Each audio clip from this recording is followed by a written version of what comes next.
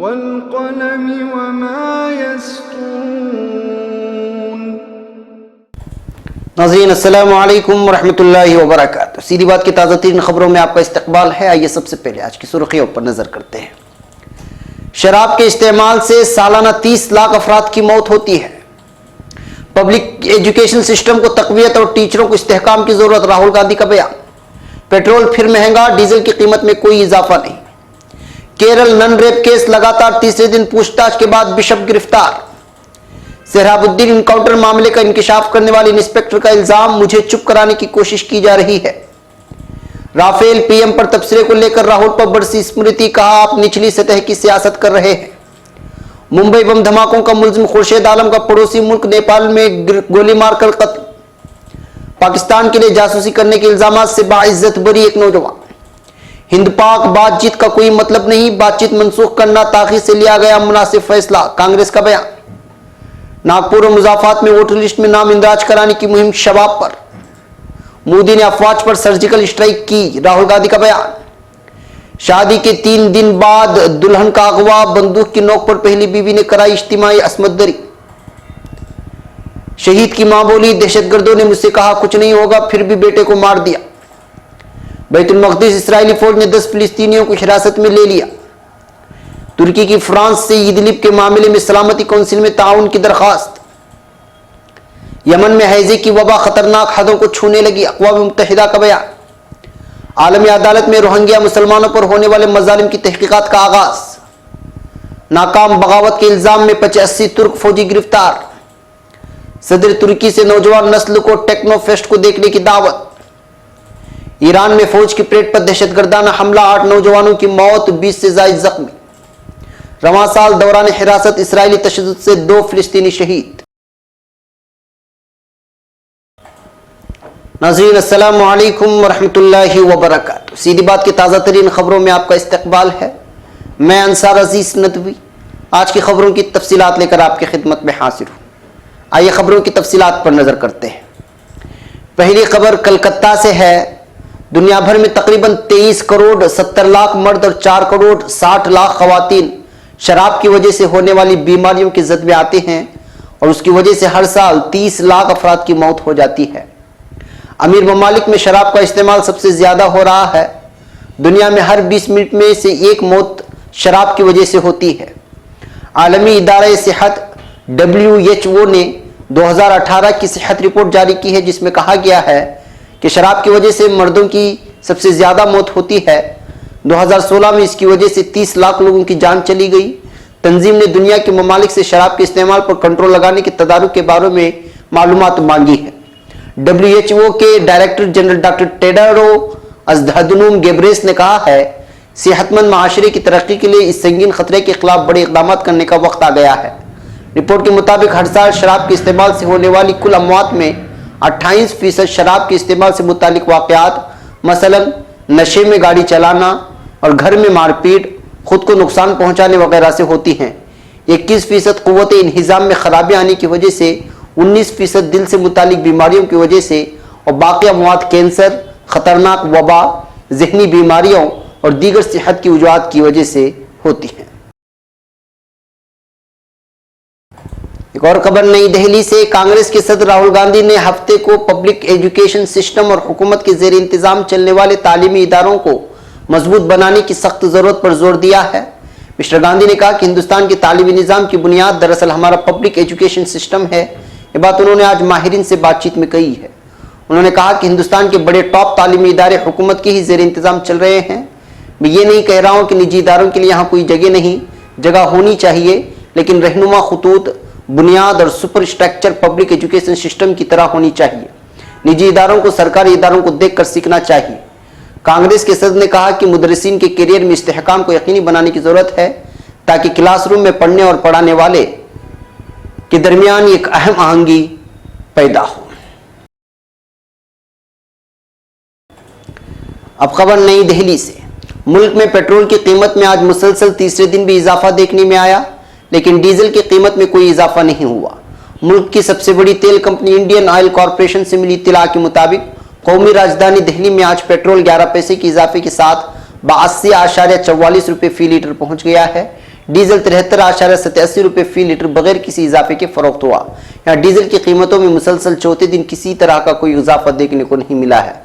महाराष्ट्र राजधानी मुंबई में पेट्रोल की कीमत 11 पैसे के इजाफे के साथ तकरीबन 90 रुपये के करीब पहुंच गया है। वहाँ 1 लीटर पेट्रोल 89.80 रुपये रहा। डीजल 78.42 रुपये फी लीटर के हिसाब से फरोख्त हुआ। चेन्नई और कलकत्ता में भी पेट्रोल के दाम 11 पैसे फी लीटर के इजाफे के साथ बितरतीब 85.69 और 84.27 रुपये फी लीटर पर पहुंच गया। इन दोनों मेट्रो सिटी में भी डीजल की कीमत में कोई इजाफा नहीं हुआ। अब खबर नई दिल्ली से। नन से रेप और गैर फितरी जिनसी ताल्लुकात के इल्जामात पर केरल पुलिस के जांच के दायरे में आए पादरी फ्रैंको मोलकल को जुमा को लगातार तीसरे दिन पूछताछ के बाद गिरफ्तार कर लिया गया है। हिंदुस्तान टाइम्स में शाये खबर के मुताबिक कोच्चि में उनकी गिरफ्तारी के बाद जश्न का माहौल है। मोलकल जालंधर डोवासिस के तहत आने वाले मिशनरीज ऑफ जेसस के बिशप थे।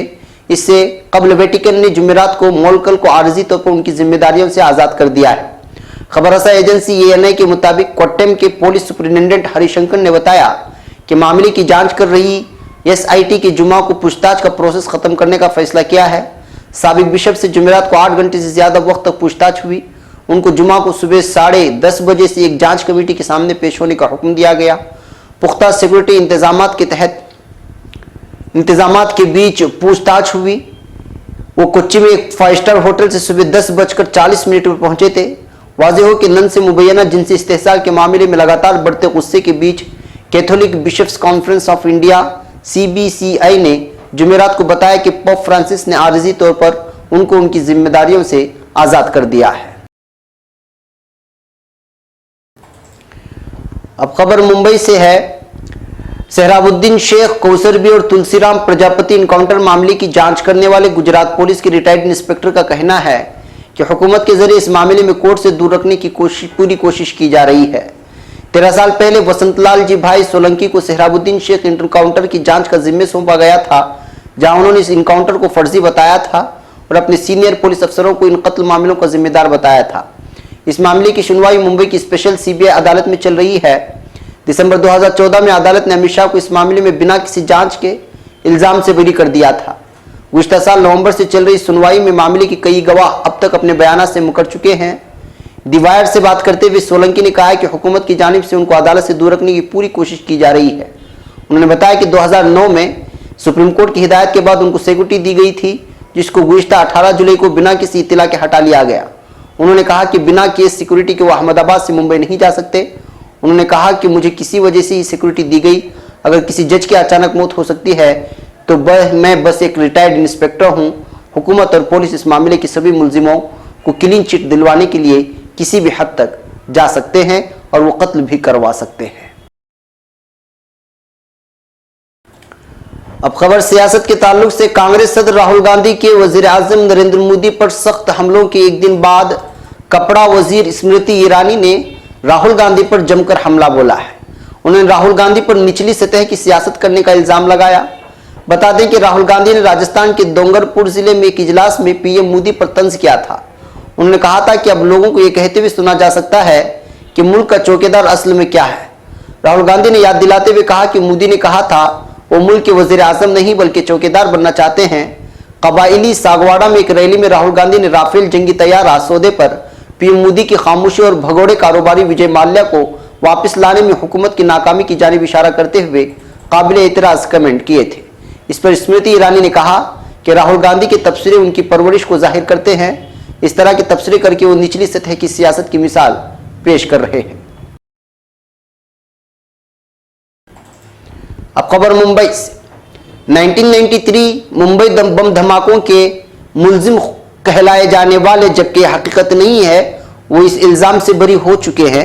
खुर्शीद आलम को नेपाल में गोली मारकर कत्ल कर दिया गया है।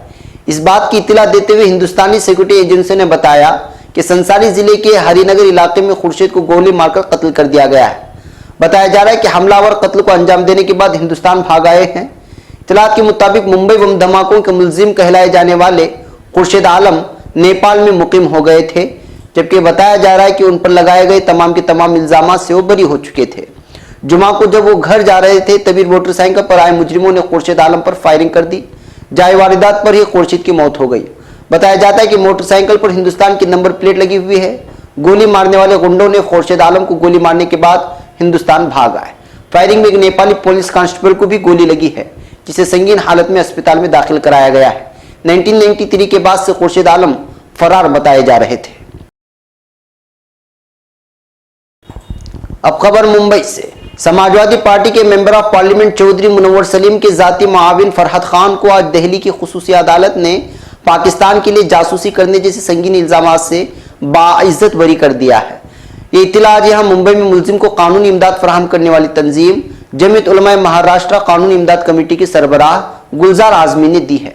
उन्होंने बताया कि मुलजिम का मुकदमे से डिस्चार्ज इस बात का गमाज है कि तहकीकाती दस्तों ने मुलजिम को झूठे मुकदमे में गिरफ्तार किया था, जिसकी वजह से उसका घर बर्बाद हो गया और उसे समाज में जिल्लत की निगाह से देखा जा रहा था।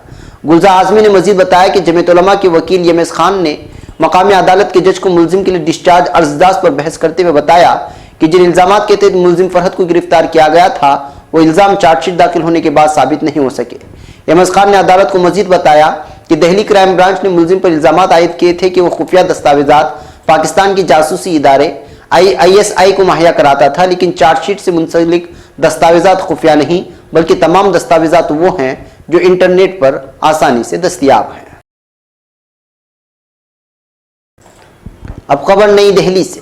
कांग्रेस ने हिंदुस्तान और पाकिस्तान के वज़राए खारिजा के माबैन न्यूयॉर्क में होने वाली मीटिंग मनसूख करने के हुकूमत के फैसले को देर आयत दुरुस्त आयत करार दिया है। कांग्रेस तर्जुमान अभिषेक मनु सिंघवी ने जुमा को यहां पर प्रेस कॉन्फ्रेंस में कहा कि पाकिस्तान की वजह से जम्मू कश्मीर में जो हालात पैदा किए गए हैं उसे देखते हुए बातचीत मुमकिन ही नहीं थी, और अगर ये बातचीत मनसूख हो गई तो यह हुकूमत के जरिए ताखिर से किया गया मुनासिब फैसला है। अभिषेक मनु सिंघवी ने इल्जाम लगाया कि पाकिस्तान के ताल्लुक से मोदी हुकूमत की कोई पॉलिसी नहीं है। पाकिस्तान की रूस जैसे हमारे रिवायती दोस्त मुल्क के साथ नजदीकी बढ़ी है। पहली बार पाकिस्तान और रूस के दरमियान फौजी मशक हुई है और उसने पाकिस्तान को M36 हेलीकॉप्टर फरोख्त किए हैं। इस तरह के वाकयात पिछली 7 दहाई में पहली बार हुए हैं। उन्होंने कहा कि मोदी हुकूमत जम्मू कश्मीर के तई वो पूरी तरह से गैर हसास है और वहां के खराब होते हालात को संभाल नहीं पा रही है। अब खबर नागपुर से। मुल्क के मौजूदा हालात के पेश नज़र हर मुसलमान मर्द औरत के पास वोटर ID कार्ड का होना ज़रूरी है। वोटर ID कार्ड सिर्फ वोट डालने के लिए नहीं बल्कि हुकूमत की नज़र में हिंदुस्तानी शहरी होने का एक अहम सबूत है। वोटर लिस्ट में नामों के इंदराज में गफलत न बरतें। नाम इंदराज कराने का काम 1 सितंबर 2018 से शुरू हो चुका है। उलमा इकराम सिर्फ ऐलान करके आवाम को न छोड़ दें बल्कि नौजवानों की टीम तैयार करें और उन्हें बूथ पर बिठाकर सही नामों का इंदराज कराएं। इन ख्यालात का इजहार जमीयत उलमा महाराष्ट्र के सदर मौलाना हाफिज मोहम्मद नदीम सिद्दीकी ने नागपुर की मुतादिद मसाजिद में मुनक़िदा वोट बेदारी मुहिम जलसों से खिताब करते हुए किया। उन्होंने सूबे के हालात पर रोशनी डालते हुए कहा कि इस वक्त हमें हिकमत अमली के साथ दरपेश मसाइल और हालात का मुकाबला करना होगा। मुफ्ती मोहम्मद सैयद मोहम्मद हुज़ैफा कासमी नाजिम तंजीम जमीयत उलमा महाराष्ट्र ने वोट और वोटर की अहमियत पर रोशनी डालते हुए कहा कि हिंदुस्तान एक जमहूरी मुल्क है, इसमें हर शहरी को वोट देने का बुनियादी हक है और सही उम्मीदवार के हक में शहादत देना एक जिम्मेदारी भी है और इसी वक्त मुमकिन है जब इसका नाम वोटर लिस्ट में मौजूद हो। इस सिलसिले में हर घर और ख़ानदान में शऊर बेदार करना ज़रूरी है। वोटर कार्ड बनाने और वोटर लिस्ट में अपने नामों की इंदराज के मसले को हरगिज़ नज़रअंदाज न करें। अब खबर नई दिल्ली से। कांग्रेस के सदर राहुल गांधी ने राफेल जंगी तैयारों के सौदे पर वजीर आजम नरेंद्र मोदी को एक बार फिर निशाना बनाते हुए शनिचर को कहा कि उन्होंने अनिल अंबानी के साथ मिलकर हिंदुस्तानी फौजी दस्तों पर सर्जिकल स्ट्राइक की है। मिस्टर गांधी ने ट्वीट करके कहा कि वजीर आजम नरेंद्र मोदी और अनिल अंबानी ने हिंदुस्तानी फौजी दस्तों पर 130,000 करोड़ रुपए की सर्जिकल स्ट्राइक की। मिस्टर मोदी, आपने हमारे शहीद फौजियों की खून की तौहीन की है। आपको शर्म आनी चाहिए। आपने हिंदुस्तान के एतमाद के साथ धोखा किया है। कांग्रेस के सदर का यह बयान फ्रांस के साबिक सदर फ्रांसो ओलांद के हवाले से मीडिया में आए बयान पर आया है कि राफेल सौदे में अनिल अंबानी की कंपनी रिलायंस इंडस्ट्रीज का नाम हिंदुस्तानी हुकूमत ने पेश किया था। कांग्रेस के लीडरों कपिल सिब्बल, आनंद शर्मा और संदीप दीक्षित ने भी इस मामले पर मोदी हुकूमत पर शदीद तनकीद की है। अब खबर अंबाला से। अंबाला में एक शख्स को दोबारा शादी करना कितना महंगा पड़ गया, जिसका खमियाजा उसकी नई दुल्हन को भी भुगतना पड़ा। शादी के सिर्फ 3 दिन बाद ही एक नई नवेली दुल्हन को अगवा करके हथियारों की नोक पर उसकी इज्तिमाई असमत दरी की गई है। पुलिस ने इस मामले में मुतासिरा के शोहर की साबिक अहलिया और भाइयों को गिरफ्तार कर लिया है, जिन्हें कोर्ट में पेश किया गया, जिसके बाद दूध का दूध पानी का पानी हो जाएगा। बता दें कि दुल्हन के अगवा के बाद बंदूक की नोक पर उसकी इज्तिमाई असमदरी के इल्जाम लगे हैं, वो भी शादी के महज 3 दिन बाद। यह मामला किसी फिल्मी कहानी के सियाहबाब से कम नहीं है कि इस कहानी को बयान करते हुए मुतासिरा उसके कुंबे के रोंगटे खड़े हो जाते हैं। कई मरतबा समाजी पंचायतें भी हुई, लेकिन बात नहीं बनी और गुज़िश्ता साल दिसंबर में उससे तलाक हो गया। अब 14 दिसंबर को मुतासिरा के नाना ने बताया कि उनके नवासी की दोबारा शादी की गई। ये खबर नवासी की पहली बीवी को कहीं से पता चल गई और वो यहाँ अम्बाला आधम के यहाँ आकर उन्होंने हथियारों के दम पर पहले पूरे कुंबे को पीटा, घर में लूटपाट की, फिर नवासे और उसकी नई नवी दुल्हन को अगवा करके अपने साथ गाड़ी में ले गए। रास्ते में उन लोगों ने उसके साथ इज्तिमाई असमदरी की और मुंह खोलने पर जान से मारने की धमकी भी दी। अम्बाला में कुंबे ने पुलिस को इतला दी, जिसके बाद पुलिस की टीम ने उन्हें गिरफ्तार कर लिया। अब खबर जम्मू कश्मीर से। जुम्मा को जम्मू कश्मीर के शोपियां में अगवा के बाद जंगजुओं ने 3 पुलिस एहलकारों को कत्ल कर दिया है। उसके बाद जम्मू कश्मीर पुलिस में कई पुलिस एहलकारों की इस्तीफा की चर्चा है। वज़ारत दाखिला ने पुलिस एहलकारों की इस्तीफा को अफवाह करार दिया है। पुलिस एहलकारों के कत्ल के बाद उनके कुंबे खौफ के साए में हैं। उन्होंने अपना दर्द बयान किया है। वो कहते हैं, सुबह का सूरज निकलने से पहले फिरदौस अहमद और उनकी बीवी रुखसाना अख्तर फजर की नमाज के लिए उठे। दोनों ने नमाज अदा की। उसके बाद तकरीबन 1 घंटे बाद शोर शराबा हुआ। रुखसाना ने कहा, तकरीबन 6 बजे बंदूक बरदार घर के अंदर आए और मेरे शोहर का नाम बुलाते हुए उनके बारे में पूछने लगे। वो उसके छोटे भाई को लेकर जा रहे थे। तभी फिरदौस ने मुदाखलत की और अपने बारे में इंकिशाफ कर दिया। रुखसाना ने बताया कि 3 से 4 बंदूक बरदार घर के अंदर थे और उतनी ही तादाद में घर के इर्द गिर्द थे। फिरदौस जम्मू कश्मीर में पुलिस कांस्टेबल हैं। दहशतगर्दों ने उन्हें अगवा कर लिया। घर वालों ने उसकी मुखालिफत की, लेकिन वो नहीं माने। फिरदौस की वालिदा और बीवी ने कहा कि हमने जंगजुओं के पैर पड़े और छोड़ने की भीख मांगी, लेकिन मुसल्लह अफराद ने एक न सुनी और कहा कि फिरदौस को कोई नुकसान नहीं होगा। श्रीनगर से 60 और शोपियां से 11 किलोमीटर के फासले पर वाक़ गांव बलगंड में 38 साल कुलदीप सिंह के अहले खाना ने भी यही दास्तान बताई। जिस वक्त दहशतगर्द कुलदीप के घर पहुंचे तो वो अपने घर में सो रहे थे। कुलदीप सिंह की लाश के पास बैठा उनका 13 साल बेटा आकाश हसन एक न्यूज चैनल को उनके घर में कहा कि उनके घर में बूढ़ी माँ पुष्पा देवी, 13 साल का एक लड़का और 10 साल की एक बेटी थी। पुष्पा ने कहा वो सुबह नाश्ते की तैयारी कर रहे थे, तभी जंगजू घर में आ गए। उनमें से कुछ ने फौज की वर्दी पहन रखी थी। मैंने उनसे इल्तिजा की कि मेरे बेटे को ना ले जाएं, वो दोपहर तक इस्तीफा दे देगा। पुष्पा ने कहा कि वो 8 से 10 अफराद थे। उनमें से 3 ने चेहरे को निकाब पहन रखा था, कश्मीरी में बात कर रहे थे और मुझे इस बात का यकीन दिलाया कि कुलदीप को कुछ नहीं होगा। अब खबर मकबूजा बैतुल मक़दिस से। काबिज़ सह्यूनी फौज ने फिलिस्तीन के मकबूजा बैतुल मक़दिस शहर से 2 माह कबल के वाक़े के आड़ में 10 फिलिस्तीनियों को हिरासत में ले लिया है। मरकज़ इत्तलात फिलिस्तीन के मुताबिक इसराइली फौज ने बैतुल मक़दिस में कार्रवाई के दौरान 10 फिलिस्तीनियों को हिरासत में ले लिया। इन फिलिस्तीनियों पर इल्ज़ाम आयद किया गया कि वह 27 मई को मस्जिद अक्सा में होने वाली कशीदगी में इसराइली पुलिस पर संगबारी और पुरतशद्दुद हमलों में मुलव्वस थे। इब्रानी अखबार मारियो के मुताबिक इसराइली फौज ने 10 फिलिस्तीनियों को मस्जिद अक्सा में पुरतशद्दुद कार्रवाइयों के दौरान हिरासत में ले लिया। ख्याल रहे कि 27 मई को इसराइली फौज ने मस्जिद अक्सा के तमाम दरवाजे बंद कर दिए थे, जिस पर फिलिस्तीनी शहरियों ने जवाबी इक़दाम के तौर पर क़िबला अव्वल को खोलने की कोशिश की थी। अब खबर फ्रांस से। फ्रांसीसी वजीर खारिजा जान-एफ लोड्रियान ने कहा है कि तुर्की ने शाम के शहर इदलिब के हवाले से मॉस्को और अंकारा के दरमियान तय पाए समझौते पर सलामती कौंसिल में ताउन की दरख्वास्त की है।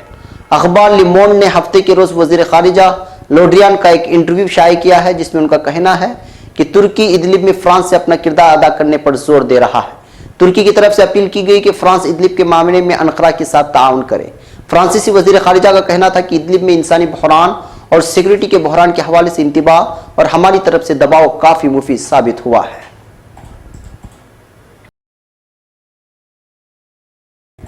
अब खबर यमन से। अक़वाम मुत्तहिदा ने खबरदार किया है कि यमन में हैज़ी की वबा एक बार फिर बेकाबू होकर खतरनाक हुदूद को छूने लगी है। आलमी इदारे ने खबरदार किया है कि अगर यमन में हैज़ी की रोकथाम के लिए मुअस्सिर इक़दामात न किए गए तो उसके नतीजे में बेपनाह इंसानी जानों को नुकसान हो सकता है। एक रिपोर्ट के मुताबिक अक़वाम मुत्तहिदा के सेक्रेटरी जनरल के मुआविन बराए इंसानी उमूर मार्क लोकोक ने न्यूयॉर्क में एक प्रेस कॉन्फ्रेंस में कहा है कि यमन में हैज़ा अपने खतरनाक हदों को छू रहा है।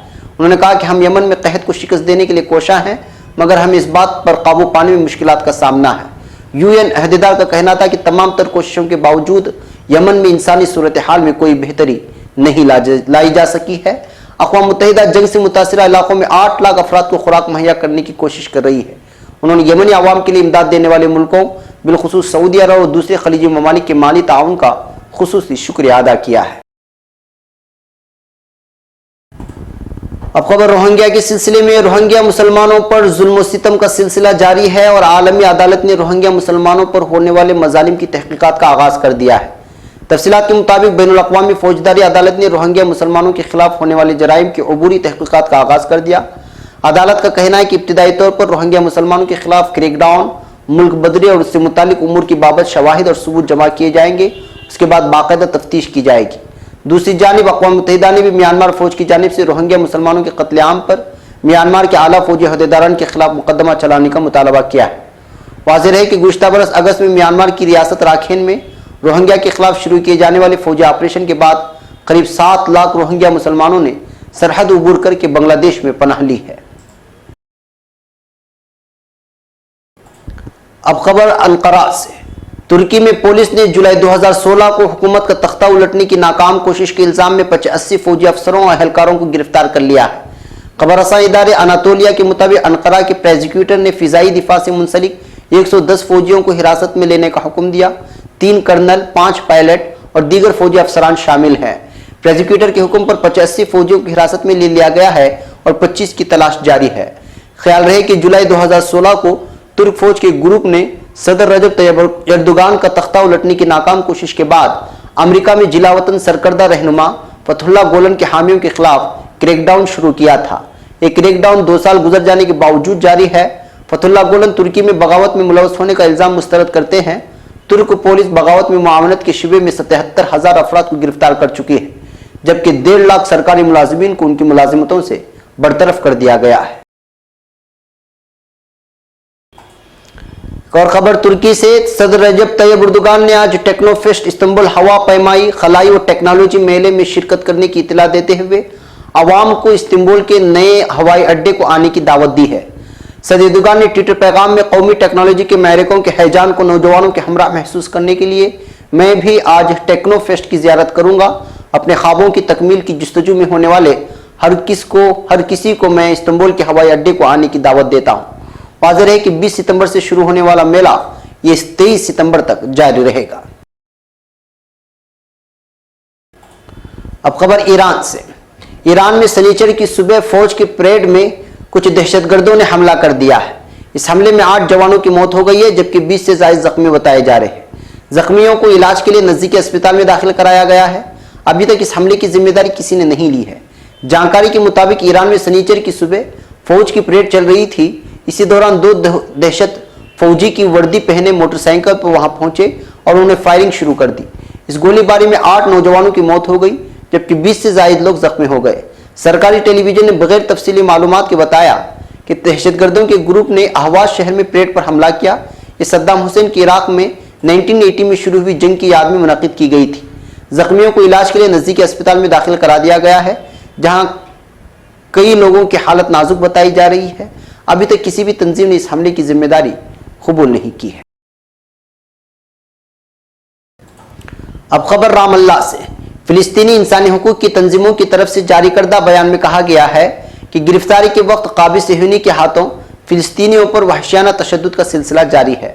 मरकज इत्तलाआत फिलिस्तीन के मुताबिक कल्ब बराए असीरान और अज़मीर की तरफ से जारी रिपोर्ट में बताया गया है कि गिरफ्तारी के वक्त मुतादिद फिलिस्तीनियों को वहशियाना तशद्दुद का निशाना बनाया गया। रिपोर्ट के मुताबिक फिलिस्तीनी असीरों को बंदूक के बट मार कर जख्मी किया। तीनों फिलिस्तीनी बीमार भी थे और उन्हें बीमारी की हालत में तशद्दुद के बाद हिरासत में लिया गया। रिपोर्ट में बताया गया है कि सन 2018 के दौरान इजरायली फौज की तरफ से फिलिस्तीनियों की गिरफ्तारी के वाकयात में इजाफा देखा गया है। दौरान हिरासत फिलिस्तीनियों को तशद्दुद का निशाना बनाना भी मामूल बन चुका है। रिपोर्ट में बताया गया है कि रवां साल के दौरान इजरायली फौज की तशद्दुद से जेर हिरासत 2 फिलिस्तीनी कैदी शहीद हुए। असीर अस्सरादीह को गोलियां मारने के बाद जख्मी हालत में हिरासत में लिया गया था और तशद्दुद करके शहीद कर दिया गया। असीर मोहम्मद अल-रिमावी को 18 सितंबर को तशद्दुद का निशाना बनाकर शहीद कर दिया गया। नाज़रीन, ये थी आज की ताज़ा तीन खबरें। अगली ताज़ा तीन खबरों के साथ फिर आपसे मुलाकात होगी। इजाज़त से पहले वही अपील कि आप हमारी वीडियोस को शेयर करना और हमारे चैनल को सब्सक्राइब करना हरगिज़ ना भूलें। हमें यहाँ पर इजाज़त दें। अस्सलामु अलैकुम वरहमतुल्लाहि वबरकातुहू।